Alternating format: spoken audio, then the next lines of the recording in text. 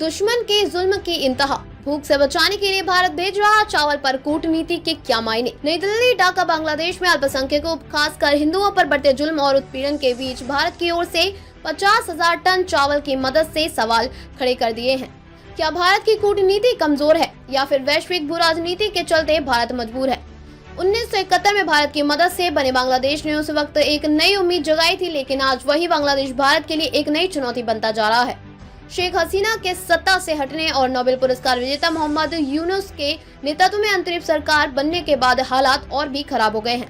कट्टरपंथियों के साए में हिंदू अल्पसंख्यक। बांग्लादेश में इस्लामी कट्टरपंथियों ने हिंदू समुदाय को निशाना बनाना तेज कर दिया है। 1951 में जहां बांग्लादेश में हिंदुओं की संख्या लगभग 22% थी, वहीं आज यह आंकड़ा 8% से भी कम हो गया है। मंदिरों पर हमले, धार्मिक ग्रंथों की बेअदबी और महिलाओं के साथ अत्याचार की घटनाएं आम हो गई हैं।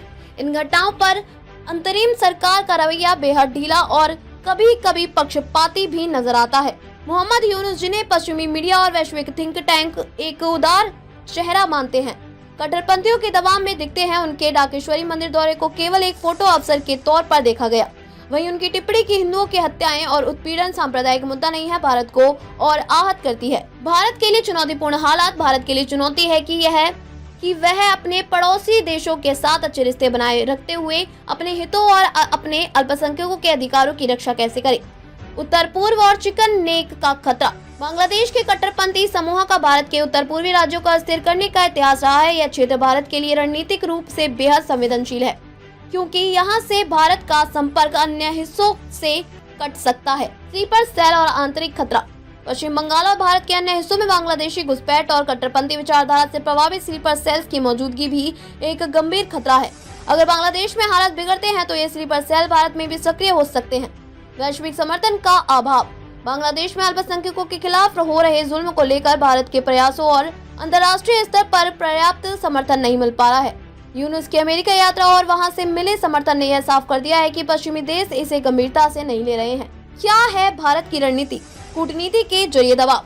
भारत को वैश्विक मंचों पर बांग्लादेश के अल्पसंख्यकों के खिलाफ हो रहे उत्पीड़न का मुद्दा जोर जोर से उठाना चाहिए। अंतर्राष्ट्रीय समुदाय को यह समझाने की जरूरत है कि बांग्लादेश में स्थिरता न केवल भारत के लिए बल्कि पूरे दक्षिण एशिया के लिए जरूरी है। सख्त शर्तों के साथ मदद। भारत की ओर से 50,000 टन चावल की आपूर्ति जैसे मानवीय कदम उठाना सराहनीय है, लेकिन यह बिना शर्त नहीं होना चाहिए। भारत को इस बात पर जोर देना चाहिए कि बांग्लादेश हिंदुओं की सुरक्षा सुनिश्चित करे और कट्टरपंथियों पर लगाम लगाए। सुरक्षा उपायों को मजबूत कर भारत को अपने उत्तर पूर्वी राज्यों और पश्चिम बंगाल में सुरक्षा को और सख्त करने की जरूरत है। इसके साथ ही सीमा पर निगरानी बढ़ानी होगी ताकि अवैध घुसपैठ को रोका जा सके। हिंदुओं के लिए सुरक्षित रहा भारत को यह सुनिश्चित करना चाहिए कि अगर बांग्लादेश में रह रहे हिंदुओं को खतरा है तो वे भारत आ सकते। इसके लिए एक खास नीति बनाई जा सकती है जिसमें विस्थापित हिंदुओं को नागरिकता दी जा सके। भारत की चावल कूटनीति, मदद या मजबूरी। बांग्लादेश के साथ भारत के रिश्ते कई स्तरों पर निर्भर हैं। आर्थिक सहयोग से लेकर सांस्कृतिक जुड़ाव तक दोनों देशों के बीच गहरा रिश्ता है, लेकिन यह रिश्ता तभी टिक सकता है जब दोनों पक्ष एक दूसरे के हितों का सम्मान करें। 50,000 टन चावल भोजन एक मानवीय कदम है, लेकिन क्या बांग्लादेश इसे भारत की कमजोरी मान रहा है? क्या यह समय नहीं है कि भारत चावल कूटनीति के जरिए यह स्पष्ट करे कि उसकी मदद उसके शर्तों पर ही मिलेगी? निष्कर्ष, बांग्लादेश में हिंदुओं की स्थिति भारत के लिए सिर्फ एक धार्मिक या मानवाधिकार का मुद्दा नहीं है, बल्कि यह उसकी कूटनीति और सुरक्षा और वैश्विक छवि से भी जुड़ा है।